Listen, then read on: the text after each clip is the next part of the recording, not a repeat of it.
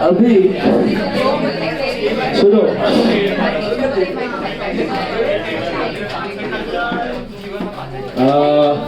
Guys listen,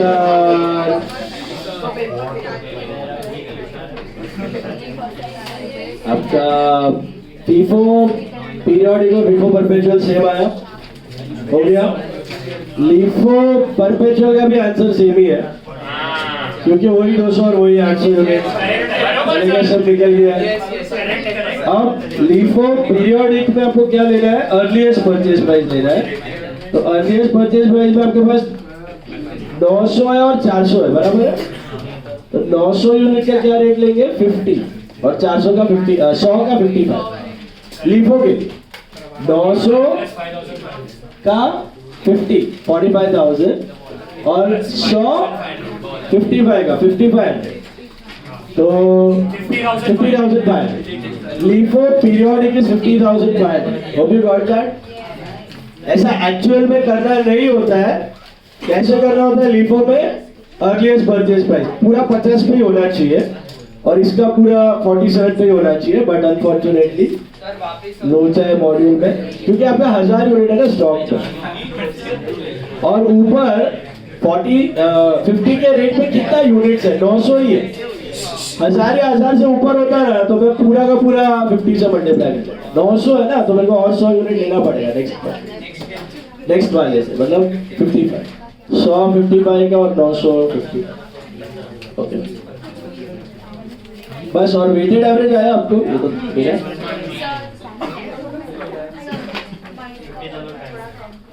और सुनो, तीसरा वेटेड एवरेज का परपेचुअल कितना है, 49,600, बराबर है। 49,600 सेम ही है। और ये कितना है अपना पीरियोडिक, 51,192। अच्छा, 51,192, 51,190, 2 रुपीज here और there because of round off।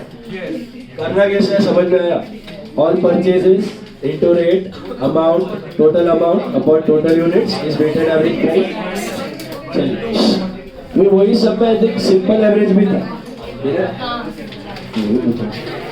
Simple average. एक कैलसी में भूला है क्या,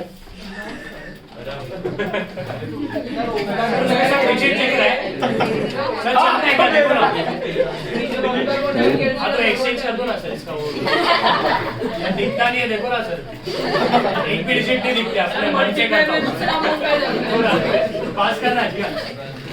अगर वो मेरा है, अरे वो आएगा लेकिन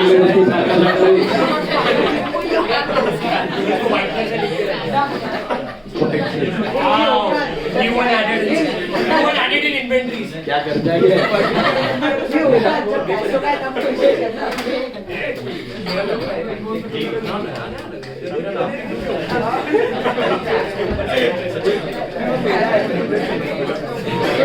इसमें अपने को सिंपल एवरेज इसी सब पे था, इसी सब पे था आपका सिंपल एवरेज।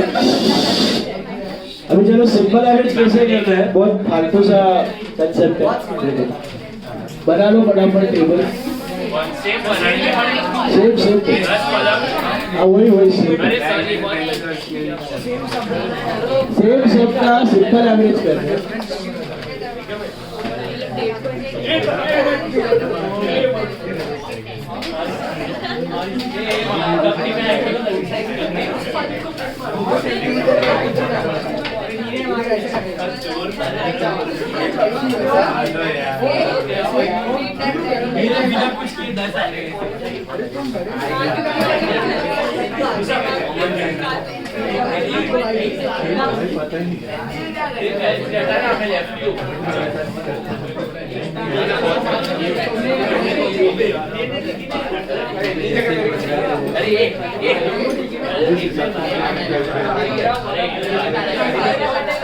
अरे हाथ देना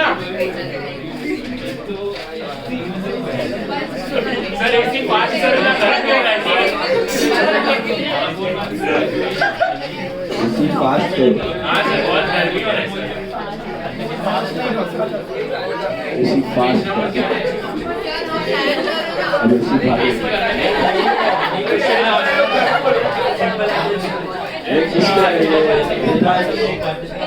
रितांश पटेल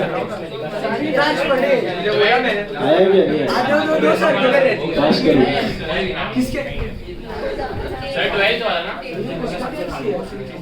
वही 12 सब में सिंपल एवरेज देखो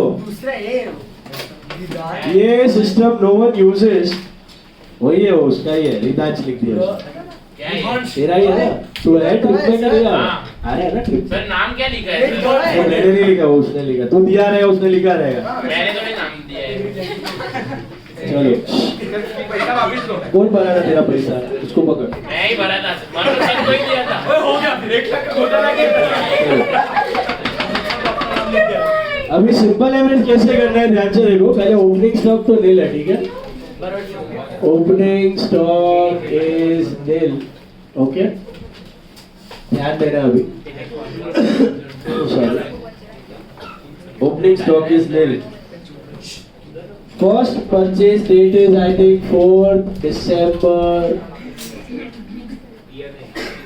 सर इसमें को स्टॉक लेजर भी लिखना है हाँ स्टॉक लेजर ही हो this is stock ledger 4th December वही सेम सब 12th सब ही कर रहे हैं हम लोग with simple average method this is 950 which is 45,000 guys be quiet now 900 into 50 45,000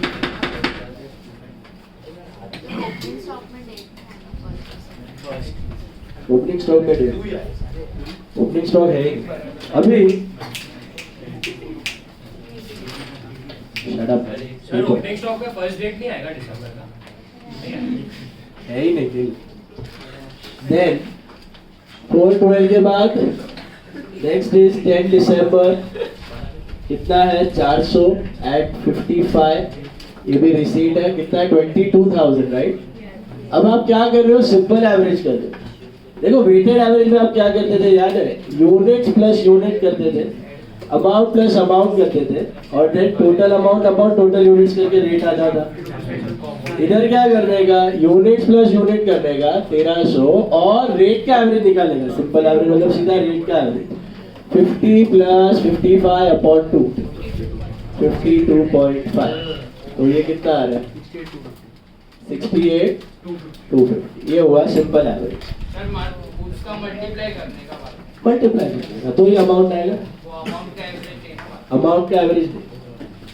वो अमाउंट का टोटल और यूनिट्स का टोटल किसमें वेटेड एवरेज सिंपल एवरेज में रेट का ही लिमिट रेट का एवरेज निकालेगा रेट का average okay actually doesn't make sense this is not the correct way but है मेथड है थियोरेटिकल मेथड है प्रैक्टिकली नो वन यूजेस क्योंकि अभी इमेजिन करो आप वही चेयर्स वाले बिजनेस में है 50,000 यूनिट स्टॉक में है 1000 यूनिट चेयर का आपने 100 रुपए में लिया है और 49,000 यूनिट 200 रुपए में लिया है तो आप अगर रेट का एवरेज मारोगे तो 200 प्लस 100 अपॉन 2 150 रुपए का एवरेज है तो actual average is not 150 it is somewhere around 195 196 क्योंकि 49,000 शेयर आपने 200 के यूनिट में ऐसे 200 के समझा तो सिंपल एवरेज डजंट मेक इतना सेंस बट है थियोरेटिकल मेथड क्या किया समझा यूनिट प्लस यूनिट फिर रेट का एवरेज निकाल लेने का फिर अमाउंट मिलेगा तीसरा वाला परचेज कब है 11 तारीख को है 300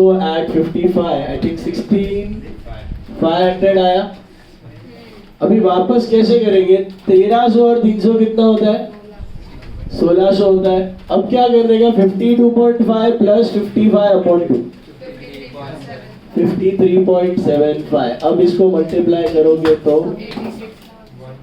कितना 86 एग्जैक्ट यस यस 86,000 फिर आई थिंक इश्यू है 18 तारीख को एक अभी इश्यू का टेंशन नहीं है इश्यू जो भी 1600 यूनिट वो क्या रेट से निकलेगा पूरा 53.75 और 86,000 and your stock will become 0 फिर 200 यूनिट खरीदा है एट 60 मतलब ये 12,000 हुआ बराबर है, मिला। एंड देन 800 यूनिट खरीदा है एट 47। कितना होता है 800 unit? Guys, this is now what? 200 plus 800,000 rate क्या है? 60 plus 47 upon हाँ? 53.5. तो 53,000। So your value of closing stock is 1000 units at 53.5, which is 53.5. That's your simple average. Okay? अगर आपके क्वांटिटीज और रेट बहुत ही सिमिलर है तो ये सिंपल एवरेज कभी अप्लाई कर सकते हैं। बहुत सिमिलर है क्वांटिटीज और रेट्स तो ओके, वेरी डिफरेंस है रेट में तो मेथड डजंट मेक सेंस। और यही पीरियोडिक में कैसे करने का, तो वही टेबल बनाने का, बट इधर टेबल में क्या लिखना है? खाली रेट का एवरेज करना है आपको। This is for periodic, simple average periodic. खाली रेट क्या है? परचेज रेट आपका आई थिंक 50 रुपीज है, 55 है, 60 है और 47 है। So what is the total? खाली रेट का average total is 267। Average is equal to 267 divided by 5, 53.4। So value of closing stock will be godown में जाएगा, 1000 यूनिट काउंट करेगा into 53.4 which is 53.4। Is this clear? सिर्फ rates, वो quantity ले ली तो weighted average हो गया। मेन मैटर क्वांटिटी का है ना, you got the logic. 49,000 chairs आपने 200 में लिया है और 1000 चेयर आपने 100 में लिया है, तो रेट 200 के आसपास होना चाहिए। वो कब पॉसिबल है? जब आप वेटेड एवरेज हो। सिंपल एवरेज होगा तो वो क्या करेगा? 200 प्लस 100 अपॉन 2, 150 दे देगा। It is not a correct answer, that is the flaw. Understood? हाँ, यही सब में फीफो में वो 400 और 300 का 55 डेट से आप ऐड कर सकते हो, बैक टू बैक डेट्स में तो ऐड कर सकते हो, अलग अलग लिखा तो बेटर, बट यू कैन। हाँ कर सकते, सेम रेट है, हाँ वही सेम रेट है, इसके लिए ऐड कर सकते, यू कैन ऐड। करेक्ट। समझा? सिंपल एवरेज के लिए ज्यादा डाला भी नहीं और आज तक एक बार पूछा भी नहीं है सिंपल एवरेज, खाली पता होना चाहिए कैसे करना है, इसके लिए रखा है उसको। Sorry, okay. सो बताओ मुझे अभी तक क्या सीखा हमने? क्लोजिंग स्टॉक, सॉरी इन्वेंट्रीज, ये इतना इंपॉर्टेंट मैटर क्यों हो जाता है, इंपॉर्टेंट चैप्टर क्यों हो जाता है? बिकॉज इन्वेंट्री वैल्यूएशन से, again just like depreciation, inventory valuation affects your final accounts at two places. Number 1 your P&L, number 2 your balance sheet. जितना वैल्यू ऑफ स्टॉक ज्यादा हो जाएगा उतना क्या हो जाएगा? आपका प्रॉफिट इन्फ्लेट हो जाएगा, बराबर है। और जितना वैल्यू ऑफ स्टॉक कम होगा उतना प्रॉफिट्स कम हो जाएगा, करेक्ट? क्लोजिंग स्टॉक ज्यादा, प्रॉफिट ज्यादा, बैलेंस शीट वैल्यू ज्यादा। क्लोजिंग स्टॉक कम, प्रॉफिट्स कम, बैलेंस शीट वैल्यू कम। तो और दूसरे जगह क्या इफेक्ट होता है? इस साल का closing stock is next year का ओपनिंग स्टॉक। मतलब इस साल तो अगर आपने क्लोजिंग स्टॉक ज्यादा बताया तो प्रॉफिट ज्यादा, बैलेंस शीट वैल्यू ज्यादा, but next year opening stock ज्यादा हो जाएगा। अब opening stock is the first expense, अब ओपनिंग स्टॉक ज्यादा हो गया तो प्रॉफिट्स कम और बैलेंस शीट वैल्यू भी कम। तो टेम्परेरी मैनिपुलेशन कर रहा है, इस साल अच्छा दिखाना है, नेक्स्ट ईयर खराब, तो इस साल क्लोजिंग स्टॉक इन्फ्लेट कर देंगे, इस साल वैल्यू प्रॉफिट बढ़ जाएगी, बैलेंस शीट वैल्यू बढ़ जाएगी, स्टॉक प्राइस ऊपर, नेक्स्ट ईयर यही ओपनिंग स्टॉक आएगा, तो नेक्स्ट रिजल्ट में क्या करेगा? आपका ओपनिंग स्टॉक बढ़ गया तो मतलब प्रॉफिट क्या हो गया आपका? ओपनिंग स्टॉक बढ़ेगा तो trading account debit side opening stock बढ़ा दो तो खर्चा बढ़ गया, तो जीपी कम हो जाएगा, एनपी कम हो जाएगा, बैलेंस शीट वैल्यू भी कम हो जाएगा, तो प्रॉफिट्स भी कम और शेयर प्राइस भी down. Is it clear? Every year method change कर सकते हैं। मैंने क्या बोला था, जो भी मेथड आप चूज करते हो, फीफो या वेटेड एवरेज, वो आपका क्या बन जाता है, पॉलिसी। और एक बार अकाउंटिंग पॉलिसी आपने अडॉप्ट कर ली, फिर उसको घड़ी घड़ी चेंज करना है कि नहीं करना? नहीं। 3 सिचुएशन में आप अकाउंटिंग पॉलिसी चेंज कर सकते हैं, याद है किसी? एक तो लॉ चेंज हो गया तो लॉ, इसको वही याद है, लॉ चेंज हो गया तो आप चेंज कर सकते हो। दूसरा, स्टैंडर्ड चेंज हो गया तो आप चेंज कर सकते हो। You can not override the standard. Concept के अंदर, स्टैंडर्ड के अंदर, पॉलिसीज के अंदर, estimates. Is it clear? Law change हो गया, you can't override the law, you have to change your policy. Standard change हो गया, you have to change the policy. And number 3, better presentation. मतलब in short, मर्जी आए तब change कर सकते हो। बट आप इमेजिन करो, which business you will follow? One is consistently changing policy or keeping it same. Businesses जो consistently policy same रखते हैं, consistency is a concept. Consistency क्या बोलता है? Once you follow policy, keep on following it. Do not change it, so that your results are predictable. Once your results are predictable, your investments, your share price, everything is predictable. People will be ready to invest in you. If you are fluctuating, आज कल बोला, कुछ बोला, कल कुछ बोला, परसों कुछ बोला, that means it doesn't make sense. Is it clear? समझ गया? Clear? क्या बोले बोलो? क्या बोल रहे? Yes, जय बोलो।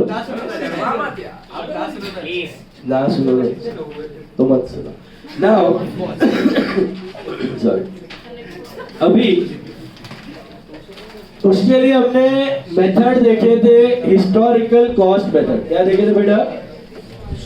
Historical cost method. तो ये जितने मेथड्स हमने सीखे हैं, पहला तो मैंने वो आइटम बाय आइटम बेसिस वाला बताया था आपको, मालूम है, यूनिक आइडेंटिफिकेशन। तो एक एक आइटम का कॉस्ट और मार्केट वैल्यू कंपेयर होता है और lower of the two record होता है। जब आपके गुड्स यूनिक है, जब आपके गुड्स सिमिलर है, तो आप या तो फीफो करो, या तो लीफो करो, या तो वेटेड एवरेज, या तो सिंपल एवरेज। या में mostly businesses follow FIFO and weighted average, बराबर है। बट ये सारे मेथड में हम लोग क्या फॉलो करते हैं? कौन सा concept? Historical cost. Historical cost का मतलब original value of goods plus all the direct expenses that consist your cost. वो कॉस्ट को कंसीडर किया जाता है। ये यहाँ पे क्या लिखा हुआ है? ये कॉस्ट है। This is all the cost, this is all the cost. ये कॉस्ट आया, ये कॉस्ट गया। This is the historical cost, जिसपे आपका स्टॉक वैल्यू हो रहा है। This is not just the purchase price of goods, it also includes all the proportionate direct expenses. आपका फ्रेट भी आ गया, ट्रांसपोर्ट भी आ गया, वेजेस भी आ गया, लेबर भी आ गया, ये पूरा रेट इसके अंदर पड़ा हुआ है। Is it clear? तो on that value you take the value of closing stock, बराबर है। और उसको आप लास्ट में कंपेयर करते हो मार्केट वैल्यू के साथ, कॉस्ट और market price whichever is less. तो ये सारे मेथड हिस्टोरिकल कॉस्ट मेथड थे। अभी हम लोग एक मेथड सीखेंगे, that's called non historical cost method. Non historical cost का मतलब है हिस्टोरिकल कॉस्ट को कंसीडर नहीं किया जाएगा, ओरिजिनल कॉस्ट ऑफ गुड्स को कंसीडर नहीं किया जाएगा। इस केस में दो मेथड्स है आपके पास नॉन हिस्टोरिकल कॉस्ट में। एक है स्टैंडर्ड कॉस्टिंग टेक्निक, वो आपको अभी नहीं है, इंटर में है। दूसरा है एडजस्टेड सेलिंग प्राइस मेथड, या उसको रिटेल मेथड बोलते हैं। क्या बोलते हैं? मैंने आपको बोला था याद है, वॉलमार्ट या फिर ये फ्लिप अपना शिवराज सुपरमार्केट पकड़ लो, या फिर डीमार्ट पकड़ लो। डीमार्ट, बिग बाजार, शिवराज सुपरमार्केट, इसमें क्या होता है? Are they dealing in unique items? No, they are not dealing in unique items. They are dealing in similar items. बराबर है? But the catch is what? Similar item में तो डील कर रहा है ना? But बहुत सारे groups of similar item में डील कर रहा है, बराबर है? तो हर एक का कॉस्ट ढूंढना मतलब माथे का दुखावा। क्या कौन से रेट पे आया, क्या कौन से रेट पे गया, वो सब माथे का दुखावा। तो वो कौन सा मेथड फॉलो करता है? Retail method. हाँ, कंप्यूटराइज सिस्टम है और आप ये टेबल बना सकते हो और कर सकते हो तो बेस्ट है। हिस्टोरिकल कॉस्ट पे कर सकते हो तो it is best, this will give you more accurate answer. But if this is not possible, then you go for which method? Retail method में क्या करते हो, आप सारे यूनिट्स काउंट कर लेते हो, उसका एमआरपी ढूंढ लेते हो। क्या ढूंढ लेते हो? एमआरपी मतलब सेलिंग प्राइस। तो सारे यूनिट्स का मिला के सेलिंग प्राइस समझो 50 लाख। कितना है? स्टॉक में जितने यूनिट्स है योर एंड पे उसका एमआरपी है 50 लाख, मतलब सेल वैल्यू हुआ 50 लाख। एवरेज मार्जिन कंसीडर करने का, हर एक शॉप का एवरेज मार्जिन फिक्स रहता है, जो 20% मार्जिन है आपका। कितना? 20%। तो क्या करो, 50 lakh minus 20% 40 lakh. 40 lakh is the value of stock finish. सीधा सेल वैल्यू में से मार्जिन हटा दो तो क्या मिलता है? कॉस्ट। यू नो ना, COGS plus gross profit is sales. तो मार्जिन हटा दो तो automatically you arrive at cost price. Is it clear? So that's how adjusted selling price technique works. What do you do in adjusted selling price? Calculate the selling price, subtract the margin, get the cost price. यहाँ पे आप cost ढूंढ के market price compare नहीं करते, market price से cost पे arrive करते हो। इसके लिए इसको क्या बोलते हैं? Non historical cost method. क्या बोलते हैं? Non historical cost method. फर्क समझ में आया? इसमें हमारे पास कॉस्ट है, कॉस्ट ढूंढा और उसको मार्केट प्राइस के साथ कंपेयर किया। एडजस्टेड सेलिंग प्राइस में कॉस्ट टेक्निक से नहीं गए, कॉस्ट के थ्रू नहीं गए। क्या ढूंढा? पहले सीधा सेल वैल्यू, और सेल वैल्यू में से क्या हटा दिया आपने? मार्जिन। मार्जिन हटा दिया तो यू गॉट योर कॉस्ट। अभी सम्स जो होंगे थोड़े अलग तरीके से देंगे, क्योंकि ये तो बहुत सिंपल हो गया, सीधा सेल वैल्यू में से मार्जिन हटाया तो मिल गया आंसर। तो आपको सम्स में है ना, मार्जिन नहीं देंगे, आपको बोलेंगे आप ढूंढो मार्जिन, आप ढूंढो मार्जिन। तो ठीक है, बहुत सिंपल है। मार्जिन कैसे ढूंढते? प्रॉफिट पता होना चाहिए। What is the formula for gross profit margin? What is the profit for GP ratio? Formula for GP ratio. GP ratio का formula GP upon net sales into 100. GP upon net sales into 100. Is it clear? So look at sum number 2, page 140.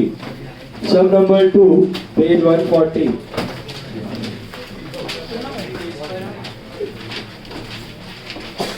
देखो क्या दिया है उधर।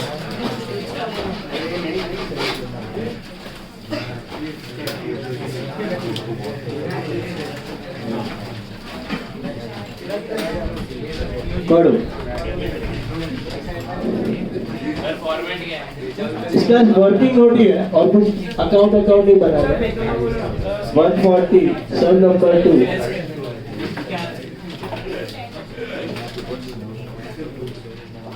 Working note के जैसे ही कर देगा आपको।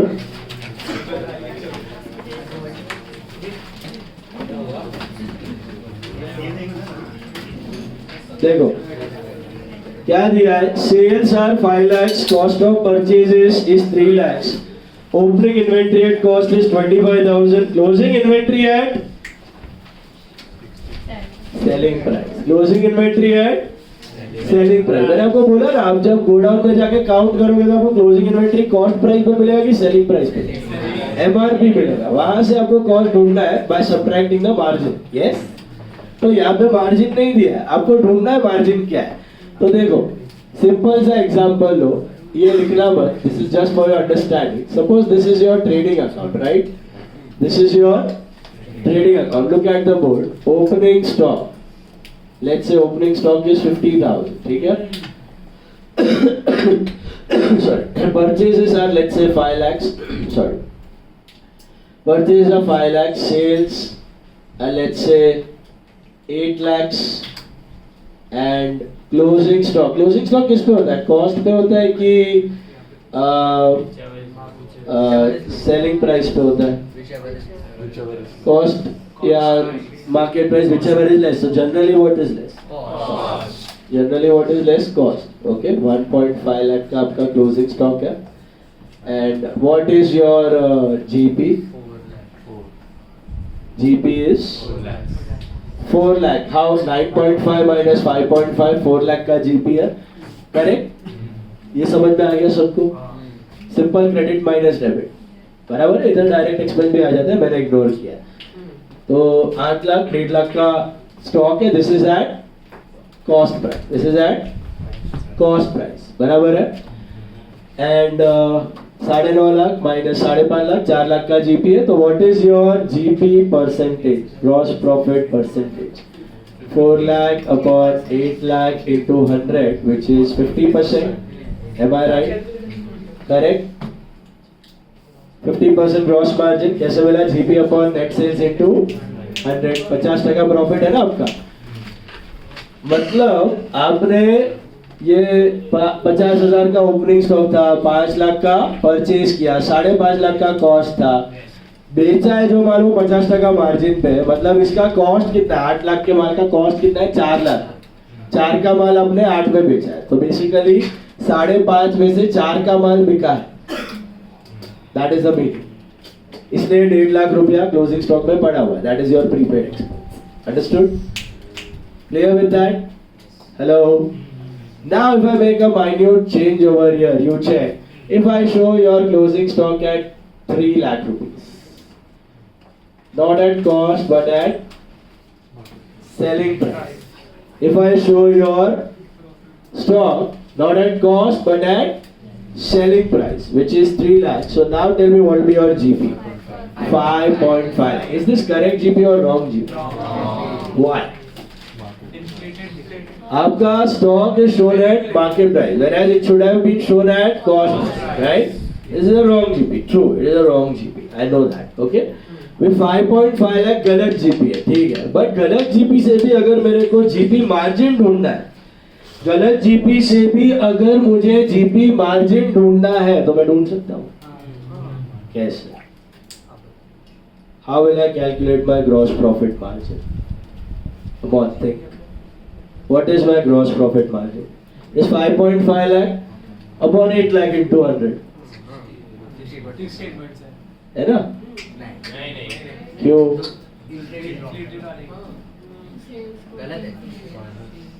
ये प्रॉफिट किसके अंदर पड़ा, मतलब किसके थ्रू आया है? खाली सेल्स के थ्रू आया है?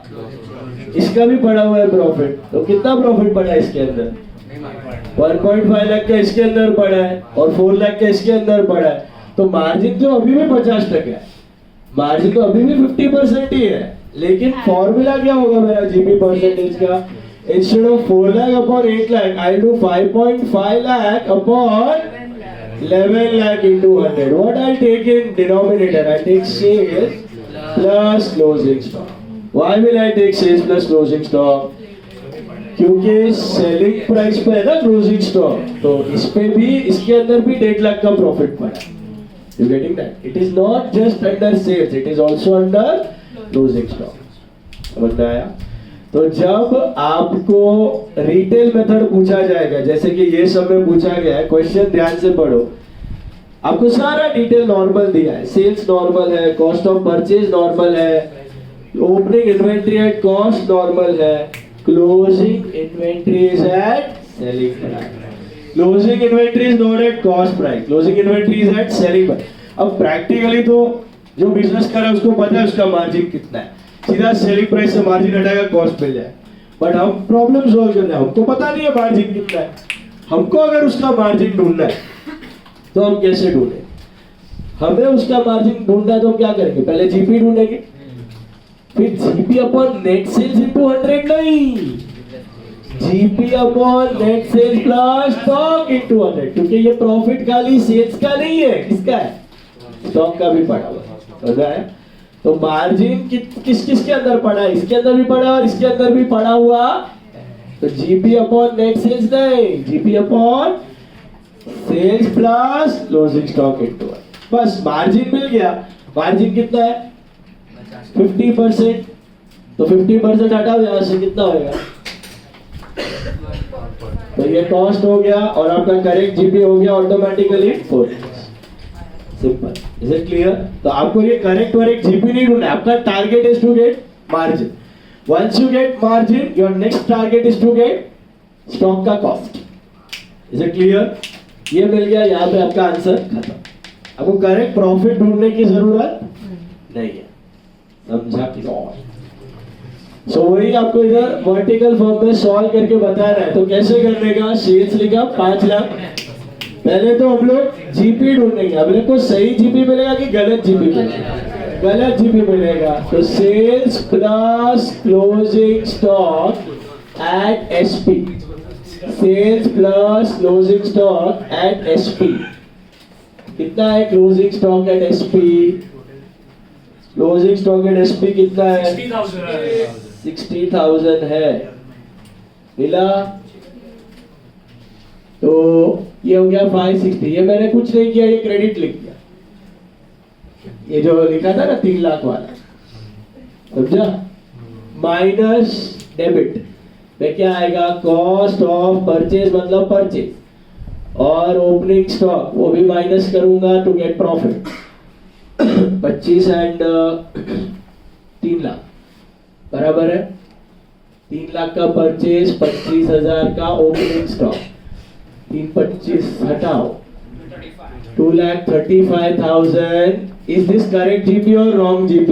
Wrong GP. Why it is wrong GP? क्योंकि सेल्स का तो प्रॉफिट बढ़ा है और स्टॉक का भी प्रॉफिट बढ़ा हुआ है, बराबर है? पर ठीक है, रॉन्ग तो रॉन्ग, अपने को मार्जिन से मतलब है, बराबर है? तो जीपी इनकरेक्ट ऐसा लिख देने का, या जीपी रॉन्ग ऐसा भी लिख सकते हो, ग्रॉस प्रॉफिट इनकरेक्ट या gross profit wrong. Okay, wrong GP या incorrect GP is 2,35,000। Therefore GP percentage, GP margin का फॉर्मूला क्या हो जाएगा अभी? सेल्स प्लस सॉरी आपका gross profit upon sales plus closing stock at SP into 100. What if the closing stock was at cost price? So GP upon sales into 100. तो stock लेने की जरूरत नहीं है कि what that was at cost only. इसके अंदर का प्रॉफिट इधर पड़ा हुआ है। So this is 2,35,000 upon 5,60,000 into 100. कितना हुआ? 40.96%. This is the margin. अब ये मार्जिन किसके अंदर पड़ा हुआ है? क्लोजिंग स्टॉक में पड़ा हुआ है। Therefore, cost of closing stock is what? 60,000 minus 41.96% profit, which is how much? Margin हटाओ तो कॉस्ट बिल 34,824 बराबर। हेलो, 34,824 मतलब क्या? ये आपका क्लोजिंग स्टॉक एक मार्केट प्राइस था, सेलिंग प्राइस था, मतलब आपका साबुन का एमआरपी, शैम्पू बॉटल्स का एमआरपी, आपका कन्फेक्शनरी का एमआरपी, कॉस्मेटिक्स का एमआरपी, फूड आइटम्स का MRP, pickle, sauces, jams, nacho chips, whatever items, सबका एमआरपी ऐड करके 60,000 मिला था। 60,000 में मार्जिन पड़ा हुआ था, कितना ग्रॉस प्रॉफिट मार्जिन पड़ा हुआ था? 41.96%। तो हमने मार्जिन हटा दिया तो अपने को क्या मिल गया? लेकिन मार्जिन दिया नहीं था, हमने ढूंढा। हमने कैसे ढूंढा मार्जिन, वो समझ में आया? हमने कैसे ढूंढा? Normally it is GP upon net sales into 100, but here we did GP upon sales plus stock into 100। Why plus stock? Because stock के अंदर प्रॉफिट पड़ा हुआ था। समझ में आया? सर व्हाट इफ स्टॉक अगर कॉस्ट पे दे देते, तो मैं सभी क्यों सॉल्व करूं? मेरे को तो स्टॉक कॉस्ट पर ही ढूंढना था, है ना? क्योंकि मेरा stock is at selling price, selling price. इसके लिए मेरे को सब मगजमारी करना पड़ा। स्टॉक कॉस्ट पर मेरे को क्या को मगजमारी? वो तो मेरा आंसर है। बोलो क्या था? हाँ, मिल सकता है। करेक्ट जीपी क्या रहेगा अभी? करेक्ट जीपी ये स्टॉक के साथ ये इधर 60 को क्या रिप्लेस कर दूं? 34,824। ये स्टॉक एट कॉस्ट है। बस अपन क्या को कर रहे हो भाई? जीपी ढूंढना है, जीपी माइनस करना है। इधर 5 lakh plus 34,824 minus 325 209,824 is correct GP. लेकिन करेक्ट जीपी ढूंढना बोला है question. Stock at cost, got it? ये नहीं करना है, खाली ऊपर का माना करना है। लॉजिक समझा? मेथड का 34,824 इज द कॉस्ट। तो 5,34,824 minus 3,25,000, that's your GP, that's your correct GP। But वो ढूंढने का नहीं होता। ऊंचा नहीं है। 26 सेम ही आता है सॉरी हाँ परसेंटेज तो सेम ही आएगा ना जीपी परसेंटेज सेम ही आएगा। ये बोलते अभी तो पता है जीपी परसेंटेज उधर भी 50 इधर भी 50 स्टॉक में पड़ा था ना, स्टॉक में नहीं है, स्टॉक में पड़ा है, स्टॉक लिया नहीं लेगा उधर डिनोमिनेटर से हटा दिया तो GP margin is same GP margin is same only. Come on 14 सब देखो अभी, लुक एट 14 सब 14 सब देखो goods received from suppliers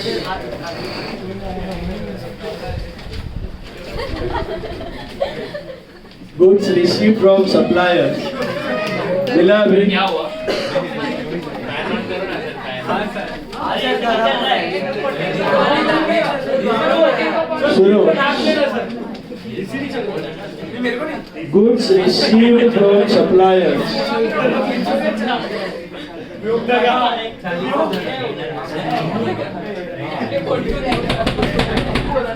See, pay attention. It is goods received from supplier मतलब क्या purchase? Did you get it? Yes Goods received from suppliers means purchase. Subject to trade discount and taxes. तो पहले क्या करने का? TD की taxes. TD is 3%, taxes are 11%. So TD क्या करेगा minus और taxes क्या करेगा add. अब ऐसे तो GST है ना वो एडजस्ट हो जाता है इनपुट जीएसटी क्रेडिट पे, बट ये सेल्स टैक्स दिया है तो आपको कंसीडर करना है पार्ट ऑफ परचेज ही है, इसका कोई आईटीसी मिलने मतलब टैक्स क्रेडिट मिलने वाला नहीं, तो it is part of cost, it is part of cost. So if at all you get taxes you just add it, it's a part of cost assume there is no tax credit for that। चलो so 15 lakhs type 15 lakhs 75,500 type करो LC पे 15 lakhs 75,500 second ना sir 50 lakhs 75,500 minus 3% plus 11% minus 3% plus 11% minus 3% of क्या TD plus 11% tax that is sir 3 crore का 16,96,340 16,93,340 वो क्या है purchase मिला। अभी बाकी सेम ही है, पैकेजिंग एंड ट्रांसपोर्टेशन किधर जाएगा ऐड करेगा। हेलो पैकेजिंग एंड ट्रांसपोर्टेशन क्या करेगा ऐड। ट्रेडिंग डेबिट का इधर नहीं था इसमें है तो ऐड।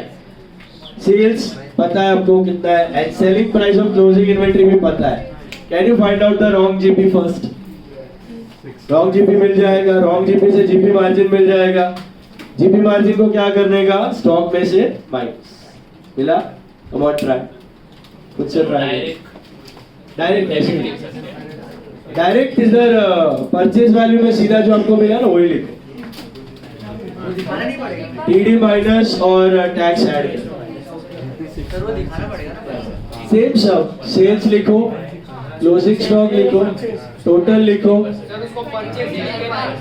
परचेज लिखोगे ना तो परचेज वैल्यू में don't write 15,75,500 what will you right जो आपको मिला 16 लाख क्या था डायरेक्ट ब्रैकेट में ले लेना एडजस्टेड ऐसे ब्रैकेट में लिख देना adjusted for TD and tax adjusted for TD and tax. ये पैकिंग क्यों ऐड हुआ पैकिंग इस पे ऐड होएगा मतलब यहाँ से माइनस होएगा।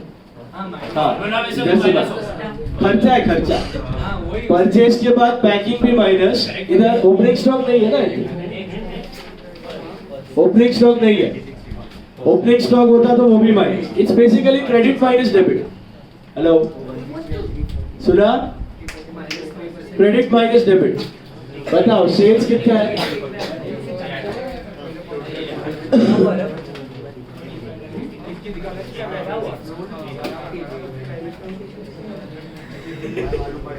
सेल्स कितना है आपका 22,45,500 stock at selling price 2,35,000 at 22,45,500 Okay. 24 lakh 24,800. less cost of purchase adjusted for TD and tax. कितना है? 169,963,40. 16 lakh 90. कितना सारा बोल दिया? 16 lakh 96,340. We round off. Less packaging and transportation. क्यों मैंने पैकेजिंग और ट्रांसपोर्टेशन माइनस किया? Direct expense. Direct expense. What if there was administrative expense or selling expense or financial expense? Would you have subtracted those? No. That is not a part of stock cost. कौन सा लेने का खाली? Trading one. expense. Direct expense. One time. Purchase production PP. याद आया? Hello. So what is your GP? Incorrect GP या जो भी है. 6660. 6,96,660. Then margin ढूंढना है तो formula remains same. So it is 696,660 upon 24,80,500 GP incorrect, sir. into 100. GP incorrect या wrong GP.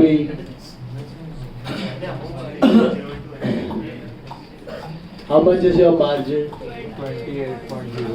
28.08%. And the next step is just to remove the margin from stock. So 2,35,000 minus 28.08% GP. 169. अरे वो minus कर रहे हैं हम लोग. 16901. 9 किधर है? इसका लॉजिक जा रहा है भेजे में. ये मैंने क्या किया? क्रेडिट माइनस डेबिट किया. बट क्रेडिट माइनस डेबिट करके भी ओमकार, क्रेडिट माइनस डेबिट करके भी गलत जीपी क्यों मिला? क्योंकि सर वो closing stock versus selling price. So गलत जीपी से मार्जिन गलत नहीं मिलेगा, मार्जिन सही मिलेगा. गलत जीपी से भी मार्जिन सही मिला है क्योंकि मैंने डिनोमिनेटर में क्या रखा हुआ है? Closing stock at selling price. Got it? समझ में आया? खाली क्या अलग तो परचेज के अंदर टीडी और टैक्स करना था, बाकी तो इट वाज इजी हो. 18th sum. सर एक सेकंड सर. नहीं sorry, not 18th. Wait. Sir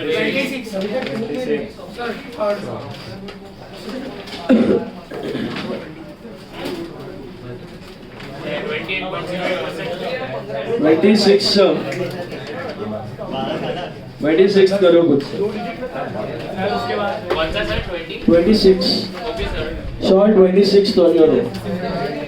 कितना? उसकी साइड का sales tax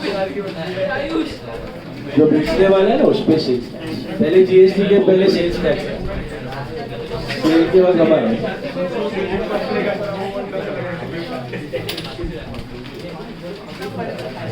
$26 is for homework. First सम करो. फर्स्ट सम नंबर 1 अभी करो. 26 is for homework. Sum number 1 अभी करो. 26 होमवर्क है. अरे सर ये चालू कर दिया. एड परचेज ना एक्सपेंस. ये हम लोग जीपी ढूंढ रहे हैं. तो क्रेडिट माइनस डेबिट, ये डेबिट में ऐड होगा बट यहाँ पे खर्चा है ना तो माइनस. ट्रेडिंग डेबिट माइनस और trading credit add. Opening stock होता तो यहाँ से माइनस. 26वां होमवर्क है. अभी सब नंबर 1 करो सब लोग. 1 सॉल्व सब नंबर 1.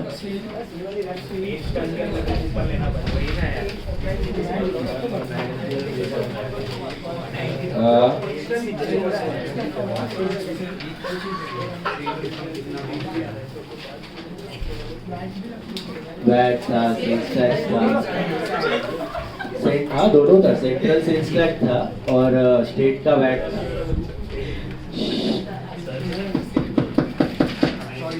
बॉल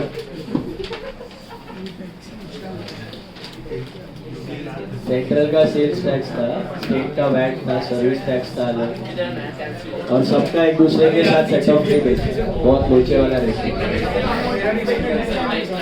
अभी भी पहले भी चलो guys quick, that's your retail method, okay? After 5 bucks you get, और इजी है बहुत। टोटल 6 वैरायटीज है आपके स्टॉक चैप्टर, इन्वेंटरी चैप्टर में 6 वैरायटीज है देयर, उसमें से हमने दूसरा किया अभी। पहला वो परपेचुअल पीरियोडिक, दूसरा ये रिटेल।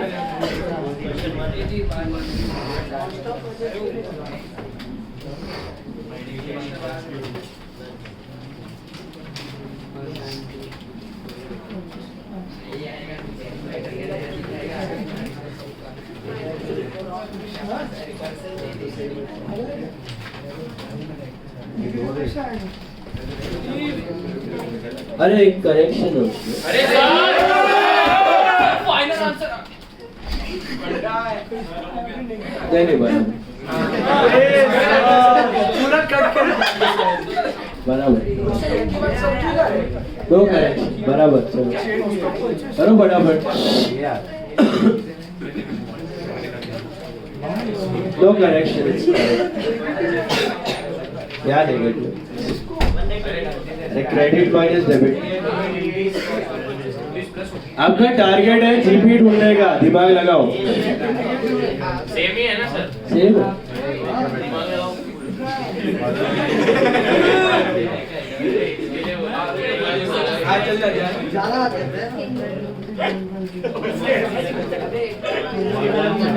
एक जन एब्सेंट है, कौन है?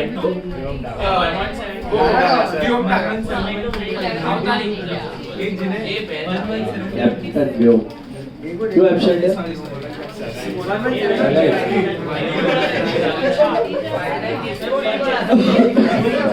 चलो हो गया क्या यार? 282,690, 282,690, check. Answer is 282,690.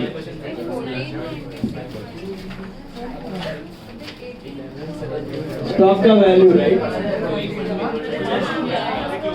आया क्या? आया 280। ये जीपी रेशियो 2 डेसिमल तक रखना है, सेकेंड पे राउंड ऑफ करना। 2-5 रुपया प्लस माइनस मिलेगा वो राउंड ऑफ का, that is not to worry.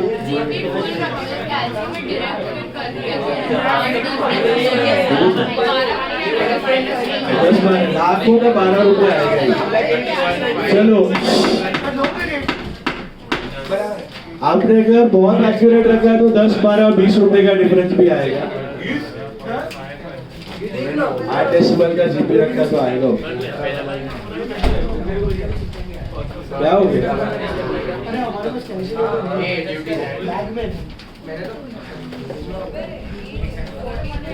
चलो गाइस क्विक,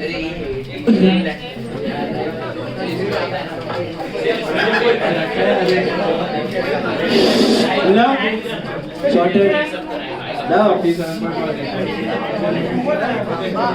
जीपी परसेंटेज कितना है?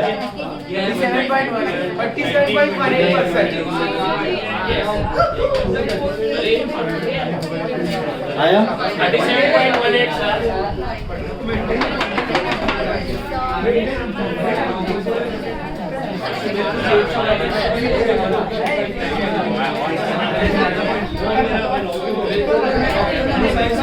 तो बराबर सामने बैठ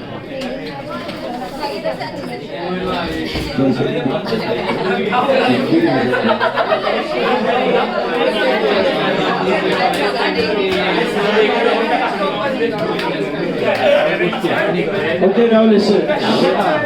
Just starting with it. Yeah. Don't.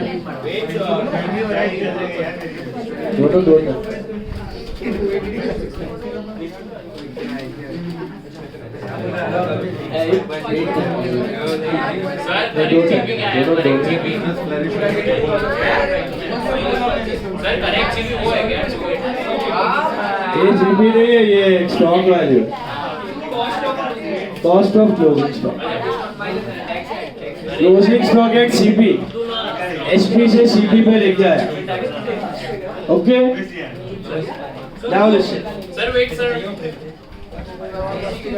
अभी सुनो, वेरी इंपॉर्टेंट मेथड है third one. This is called stock reconciliation. क्या बोलते हैं इसको? बैंक रिकंसिलिएशन नहीं, stock reconciliation. You have done bank reconciliation. What is bank reconciliation? आपका बैलेंस ऑफ कैश बुक हो गया पहले, ये सब आया सबको? Done all of you? Please now focus, don't talk at all, quiet.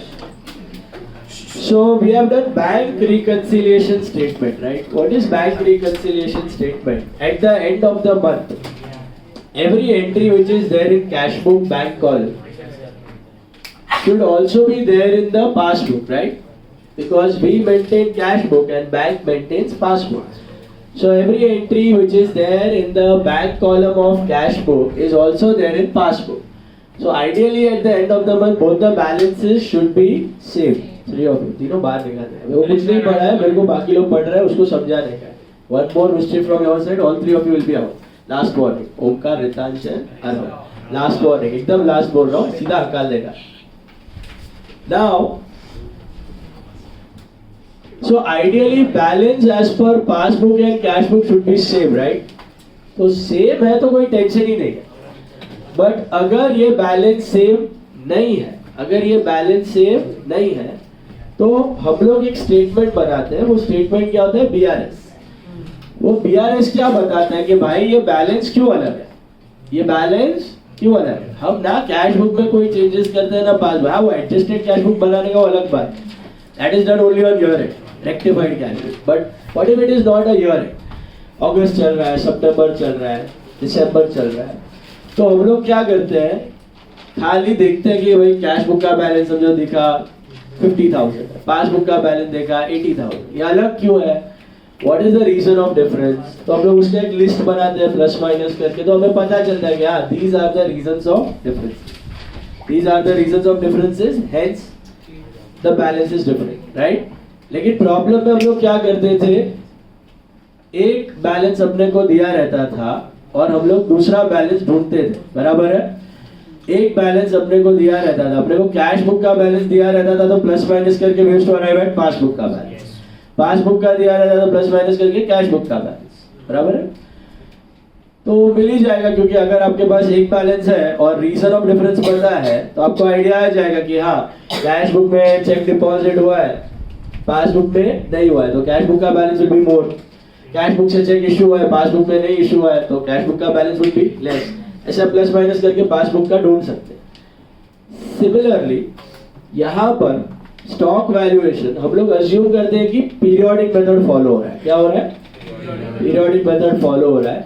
तो पीरियोडिक मेथड में क्या होता है? बहुत सिंपल सा होता है पीरियोडिक मेथड। ईयर एंड पे एक बंदा जाता है गोडाउन में और काउंट करके लाता है कि कितना क्वांटिटी है, इतना क्वांटिटी है गोडाउन में, काउंट कर लेते हो, उसको आप किससे मल्टीप्लाई कर लेते हो? कॉस्ट प्राइस से मल्टीप्लाई कर लेते हो। अगर आप फीफो कर रहे हो तो अर्लीस्ट परचेज प्राइस, लीफो कर रहे हो तो सॉरी फीफो कर रहे हो तो लेटेस्ट परचेज प्राइस, लीफो कर रहे हो तो earliest purchase price, weighted average कर रहे हो तो एक एवरेज ऑफ रेट निकाल के उससे मल्टीप्लाई कर लेते हो और फिर उसको मार्केट प्राइस से कंपेयर करते हो, बराबर है?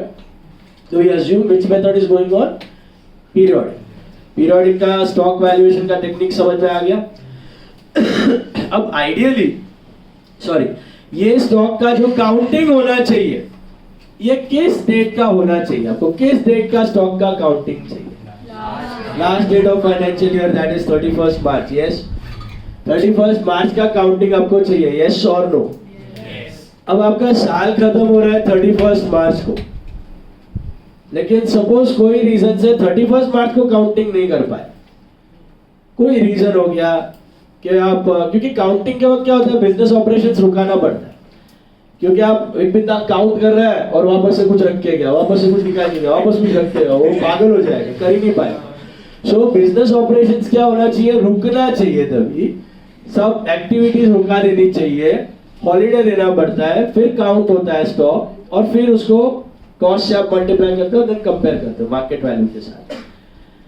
बट वो बिजनेस ऑपरेशंस रोकना शायद पॉसिबल ना हो, कोई इंपॉर्टेंट टारगेट सेल्स है या कोई इंपॉर्टेंट ऑर्डर आपको करना है, सर्व करना है, तो वो शायद पॉसिबल ना हो। तो कोई रीजन से आपने 31 मार्च के दिन पे स्टॉक टेकिंग नहीं की, वो डेट चली गई, और आपने स्टॉक लिया on let's say 4th of April। आपने स्टॉक टेकिंग कब की, 4th of April। स्टॉक का counting, stock taking mean stock का काउंटिंग कब किया, 4th April को, और 4th April को आपको स्टॉक का वैल्यू मिला गोडाउन का, कॉस्ट से मल्टीप्लाई करके लेट्स से 5 लाख रुपीस। कितना मिला, 5 लाख रुपीस। ओके, और ये वैल्यू 31 मार्च की नहीं है, कब की है, 4th April के, लेकिन अपने को कब की चाहिए, 31 मार्च की चाहिए। तो इमेजिन करो 31 मार्च और 4th April के बीच में ना कोई परचेज हुआ है, ना कोई सेल हुआ है, ना कोई रिटर्न्स हुआ है, कुछ भी नहीं हुआ है, तो what will be the value, same 5 lakh.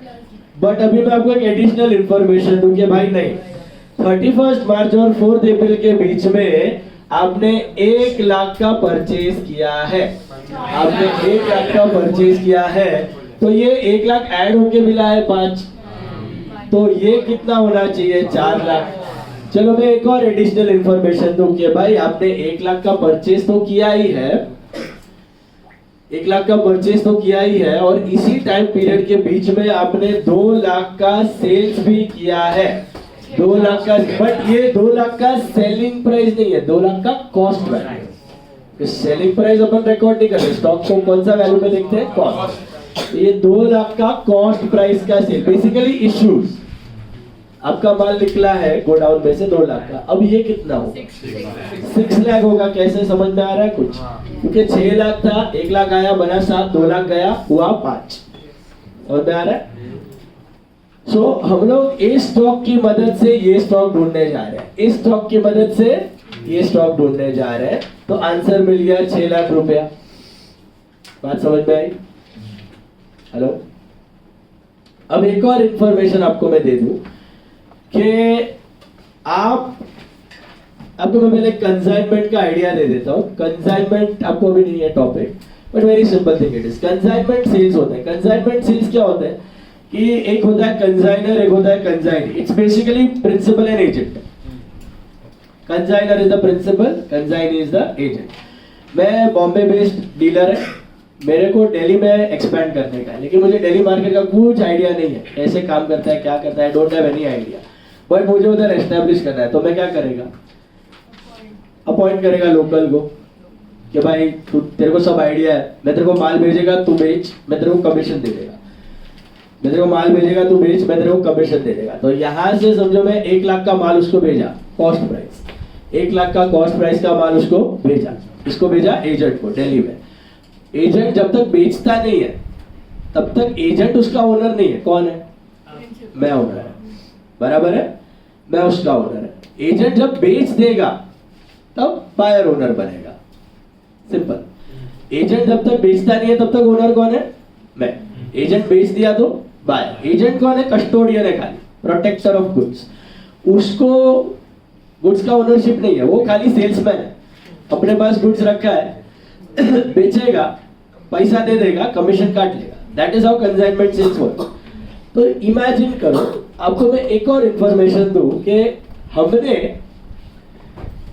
31 मार्च से पहले फरवरी में, जनवरी में 10,000 के गुड्स कंसाइन किए हुए थे। कितने के, एजेंट के पास 10,000 के गुड्स कंसाइन किए हुए थे, फरवरी में कंसाइन किए हुए, वो एजेंट के पास ही पड़े। ईयर एंड पे भी एजेंट के पास ही पड़े हुए, ईयर एंड पे भी किधर पड़े हुए, एजेंट के पास ही पड़े हुए। तो क्या वो हमारे गोडाउन में थे, हमारे गोडाउन में तो नहीं थे। तो क्या वो ये 5 लाख के अंदर होंगे, होंगे? गोडाउन में थे ही नहीं, हमने काउंटिंग की है। पर आपके बेचे थोड़ी है। हाँ बट ये 5 लाख के अंदर ही है, बट ओनरशिप है हमारी बराबर है, बट काउंटिंग में आए होंगे। ये तो गोडाउन में जाके काउंट किया है, हाँ काउंट किया है, तो काउंटिंग में आए होंगे कि नहीं आए? ये फिजिकल स्टॉक है गोडाउन का, जाके हमने लिया। अभी 99% physical stock is ownership stock, but ये 5 लाख में तो नहीं आए होंगे। अब 31 मार्च का स्टॉक फिलहाल तो 6 लाख मिला है। अब वो 10,000 का स्टॉक इसका हिस्सा होना चाहिए कि नहीं होना चाहिए? क्यों होना चाहिए? बेचा नहीं उसने, तो ओनरशिप किसके पास है? हमारे पास है, हमारे पास है। तो बोलने का मतलब I have to add 10,000 over here. I have to add 10,000. Why should I add 10,000? Because as on 31st March, when we are actually calculating the closing stock of 31st March, we are not just concerned with the physical inventory. We are concerned with the ownership of that inventory. हम जो stock final accounts में डालते हैं वो physical inventory नहीं होता, ownership inventory होता है। क्या होता है? ओनरशिप। ओनरशिप का मतलब बड़ा ही सिंपल है, कभी कभी फिजिकली गुड्स हमारे पास ना हो लेकिन हम उसके ओनर्स हैं, तो हम वो स्टॉक में ऐड कर देते हैं। और कभी कभी फिजिकली गुड्स हमारे पास हो लेकिन हम ओनर नहीं है, तो हम वो गुड्स क्या कर देंगे? माइनस। लाइक फॉर एग्जांपल, हम भी तो किसी के कंसाइनी हो सकते हैं, हम भी तो किसी के एजेंट हो सकते हैं। हमारे पास हमारे प्रिंसिपल है, let's say we are Bombay based traders, Chennai से कोई है ट्रेडर, उसने अपने को कंसाइन किया यहाँ बेचने के लिए, उसका 50,000 का माल हमारे पास पड़ा हुआ है। किसका? चेन्नई वाले का 50,000 का माल हमारे पास पड़ा हुआ है, ठीक है। अब गोडाउन में पड़ा है, फिजिकल इन्वेंट्री में पड़ा है, तो जब आप काउंट करने जाओगे तो काउंटिंग में तो आ जाएगा, तो इसका मतलब इसके अंदर भी पड़ा है, तो रहने देना चाहिए कि निकाल देना चाहिए? निकाल देना चाहिए, क्योंकि हम इसके राइटफुल ओनर नहीं है। हम इसके राइटफुल ओनर नहीं है, तो मुझे वो 50,000 क्या करना पड़ेगा? माइनस। तो अल्टीमेटली मेरा वैल्यू हो जाएगा 5,60,000। सो अपने को समझना क्या है, हमने जब गोडाउन में ढूंढा स्टॉक, तो ये कौन सा स्टॉक मिला अपने को? फिजिकल स्टॉक मिला, काउंटेड स्टॉक मिला, फिजिकल स्टॉक। इतना यूनिट्स है गोडाउन में, इनटू कॉस्ट प्राइस किया हुआ है, अज्यूम कर रहे हैं मार्केट प्राइस ज्यादा ही है, कम होगा तो बाद में देखा जाएगा, तो फिलहाल तो कॉस्ट प्राइस है। और 4 अप्रैल के फिजिकल स्टॉक से अपने को 31 मार्च का स्टॉक ढूंढना है। 4 अप्रैल के फिजिकल स्टॉक से अपने को 31 मार्च का स्टॉक ढूंढना है, तो अगर 31 मार्च और 4 अप्रैल के बीच में परचेज किया है तो आप क्या करेगा? माइनस। सेल किया है तो आपने क्या किया? ऐड। कोई गुड्स हमने भेजे हैं, हमारे पास नहीं है लेकिन हम उसके ओनर हैं, क्यों ऐड किया? क्योंकि हमारा टारगेट सिर्फ फिजिकल इन्वेंट्री ढूंढना नहीं है। कौन सा इन्वेंट्री ढूंढना है? ओनरशिप इन्वेंट्री ढूंढना है। कौन सा? 31 मार्च को हमने फिजिकल इन्वेंट्री नहीं चाहिए, क्या चाहिए? ओनरशिप इन्वेंट्री चाहिए। 99% केसेस में है ना, फिजिकल स्टॉक ही ओनरशिप स्टॉक होता है। प्रॉब्लम कब आएगा? जब हमने किसी को माल भेजा है, फिजिकली उसके पास बड़ा ओनर हम है, तो वो हमारा है, ऐड करो। या फिर अपने पास किसी का माल पड़ा है, ये 50,000 माल हमारे पास पड़ा हुआ है, हमारे गोडाउन में पड़ा हुआ है, बट हम ओनर, तो वो क्या करो? माइनस करो। तो हमको 2 चीजें करनी है। हमको एक तो 4 अप्रैल के स्टॉक से 31 मार्च का स्टॉक पे अराइव करना है। 4 अप्रैल के स्टॉक की मदद से 31 मार्च के स्टॉक पे अराइव करना है, नंबर 1। नंबर 2, ये फिजिकल इन्वेंट्री है, फिजिकल काउंटिंग से आया हुआ स्टॉक है। अपने को फिजिकल स्टॉक नहीं चाहिए, अपने को ओनरशिप स्टॉक चाहिए। ओनरशिप स्टॉक और फिजिकल स्टॉक में क्या फर्क है? एक आइटम का इतना सा फर्क है कि कुछ माल दूसरों के पास है लेकिन ओनर हम है, कुछ माल दूसरों का हमारे पास है लेकिन हम ओनर। तो जो दूसरों का माल हमारे पास है वो हमें माइनस कर देना है, हमारा माल दूसरे के पास पड़ा वो हमें ऐड कर देना है।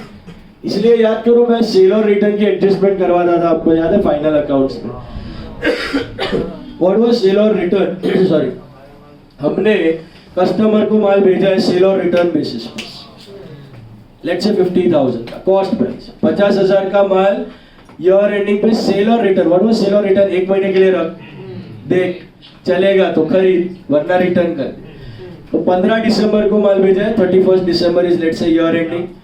अब 31 दिसंबर को तो 15 दिन हुए हैं, एक महीना तो अभी खत्म नहीं हुआ है। मैंने उसको एक महीना दिया है, तो संभाल देख, तेरे को लगता है तो खरीद, नहीं तो वापस कर देना। तो मैंने 31 दिसंबर को उसको फोन लगाया, भाई तू खरीद रहा है कि रिटर्न कर रहा है, क्या कर रहा है।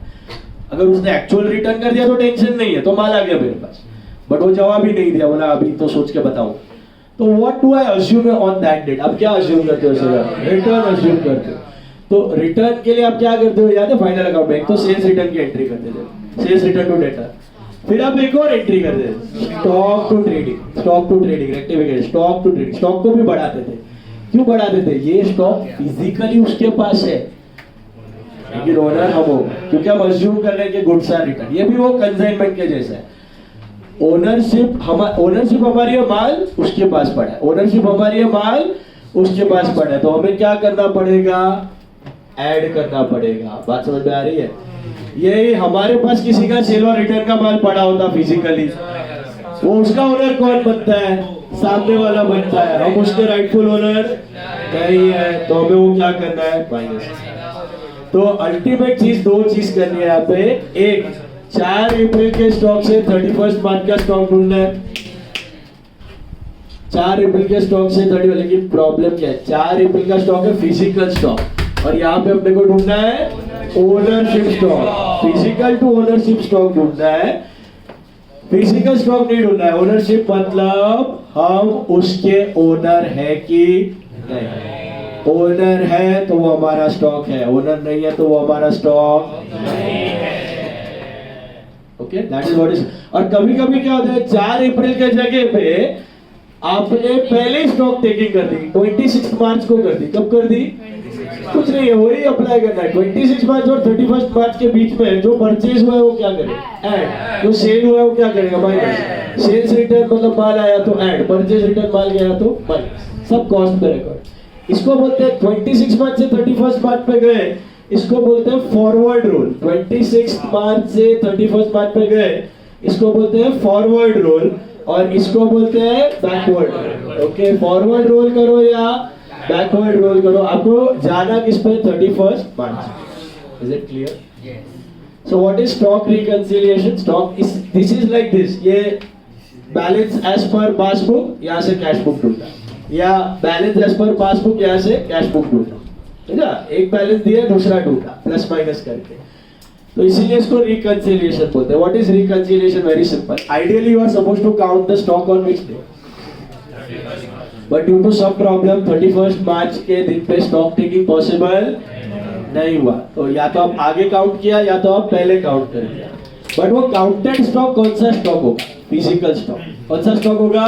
अब 99% physical stock is ownership stock, 99% physical stock is ownership stock. But अगर अलग हुआ तो अपने को क्या चाहिए, फिजिकल स्टॉक चाहिए कि ओनरशिप स्टॉक? अपने को ईयर एंडिंग का ओनरशिप स्टॉक चाहिए। फिजिकल स्टॉक मिल भी गया, उसके बाद गाड़ी रुकती नहीं है, अपने को ढूंढना है कि कुछ माल हमारा दूसरे के पास पड़ा है क्या, अगर पड़ा है तो क्या करेंगे, ऐड। कुछ दूसरों का हमारे पास पड़ा है क्या, पड़ा है तो क्या करेंगे, माइनस। ओनरशिप पे जाना, इस पे जाना है ओनरशिप। बोलो अभी क्या डाउट, इसको डाउट? हाँ हो गया ना। अभी सुनो, ये चीज है ना, लॉजिकली समझ में आ गई है आपको क्या करना है। अभी जब प्रॉब्लम सॉल्व करते हैं ना, तो हर बार इतना दिमाग चलाने में टाइम थोड़ा कंज्यूम हो जाता है, तो इसके लिए पूरा मेथड का एक शॉर्टकट बनाया हुआ है, वो महामंत्र है। वो महामंत्र आपको समझ में आ गया, जैसे एरो मेथड हमने डिवाइस किया था फॉर बीआरएस, तो दिस इज द महामंत्र शॉर्टकट फॉर स्टॉक रिकंसिलिएशन। सब लोग अपने नोटबुक में लिखो, लास्ट पेज पे, किधर भी जिधर आप रेफर कर सको। ओके, आपको 2 क्वेश्चंस हर बार स्टॉक रिकंसिलिएशन के बाद हर एक ट्रांजैक्शन में you have to ask 2 questions.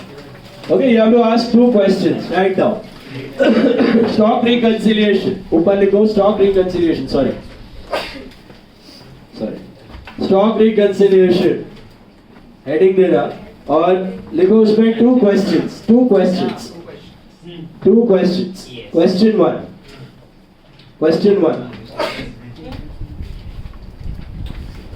Question one are you the owner of the goods are you the owner of the goods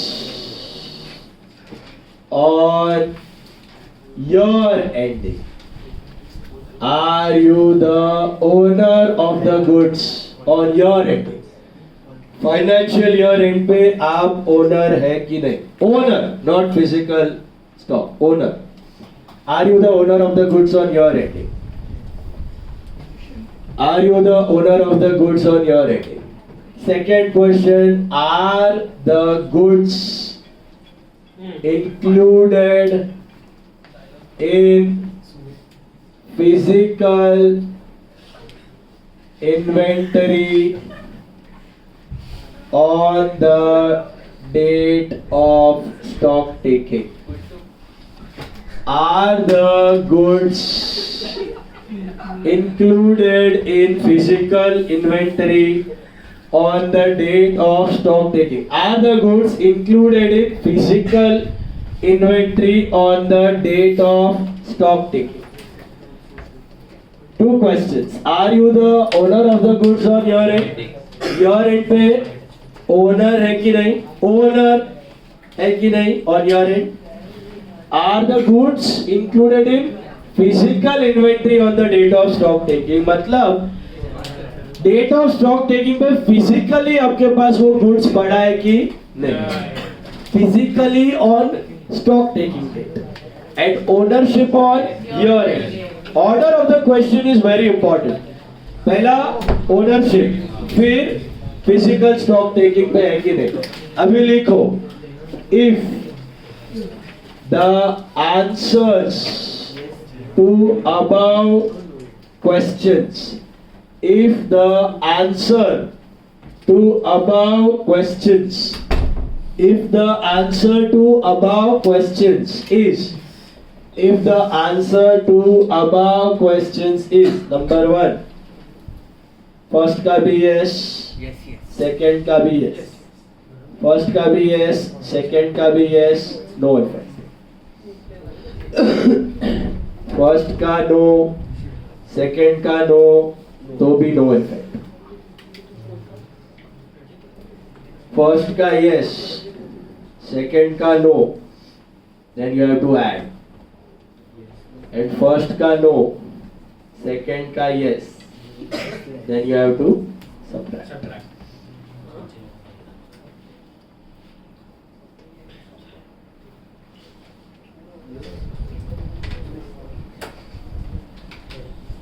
Okay, very simple. Yes, yes, no effect, no, no, no effect. But पहले वाले का yes है, ownership है, लेकिन physical stock taking में वो पड़ा हुआ नहीं है. जैसे कि हमारा वो कंसाइनमेंट वाला एग्जांपल, दिल्ली भेजा है 10,000, ओनर है लेकिन फिजिकल में नहीं पड़ा हुआ है, तो हमने क्या किया? ऐड. और नो यस है तो माइनस, मतलब ओनर नहीं है, ओनर नहीं है लेकिन फिजिकली पड़ा हुआ है. ये चेन्नई वाला एग्जांपल, अपने पास माल पड़ा हुआ था 50, हम ओनर नहीं है लेकिन फिजिकली पड़ा हुआ है, तो हम क्या करते हैं? माइनस. Is it clear? तो answer to both the questions, question 1 and 2 both are yes yes. Owner भी है, फिजिकली भी पड़ा हुआ है, नो इफेक्ट, क्योंकि वहीं से रेफरेंस पॉइंट लेके हमने किया हुआ है. ओनर भी नहीं है, फिजिकल भी नहीं है, तो नहीं चाहिए, नो इफेक्ट. मतलब रहने दो जैसा है वैसे का वैसा. ओनर है, फिजिकली नहीं है, तो ऐड. ओनर नहीं है, फिजिकली है, तो इज इट क्लियर? समझ में आया? Yes yes no effect, no no no effect, yes no plus no yes. Okay, it's a problem. हाँ हाँ, अगर थर्ड केस है तो सब एडजस्ट प्लस का नो बच गया, किसी वो एक क्या? अगर थर्ड केस है ये हाँ,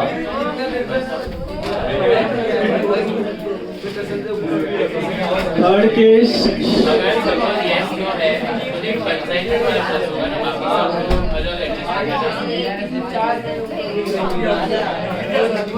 कंसाइनमेंट सेल और रिटर्न वो तो कि नहीं है सर ना परचेज से तो डायरेक्टली पर उसमें भी है ना आगे कॉम्प्लिकेटेड ट्रांजैक्शंस आएंगे, आपको समझेगा जब करवाऊंगा। ये लिखा सबने? हेलो, ये महामंत्र अच्छे से समझना, ठीक है? अभी लेट्स टेक द प्रॉब्लम। देखो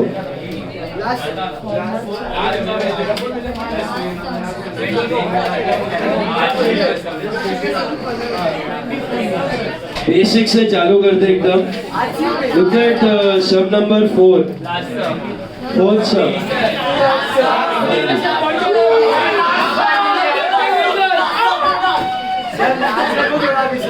आप लेट आए थे सर इधर देखो,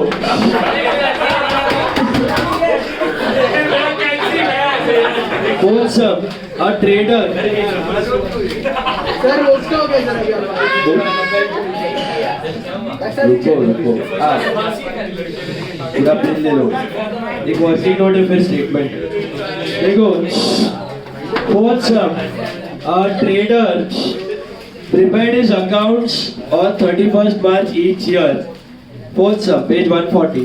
Due to some unavoidable reasons, no inventory taking could be possible till 15th April, on which date the total cost of goods in his godown came to be 6 lakhs. So आपने कब लिया है stock taking? 15 April Stock taking is 15th April. Okay, so on that date ये working note है, ठीक है? Working note बना लेना पहला, फिर एक्चुअल स्टेटमेंट बनाएंगे। ये अपना एरोज हम लोग बनाते थे वैसा है, बट इसको नीटली बनाना। इसका मार्क्स है physical stock on 15th April. Physical stock on 15th अप्रैल कितना मिला अपने को? 6 lakh. Physical stock on 16th April. Physical stock मतलब काउंटेड स्टॉक। गोडाउन में गए कब? 15 अप्रैल को काउंटिंग लिया, तब स्टॉक कितना निकला? 6 lakh. Counted stock physical, 99% physically ownership stock होता है, unless and until you have those sale और return and consignment and all. अभी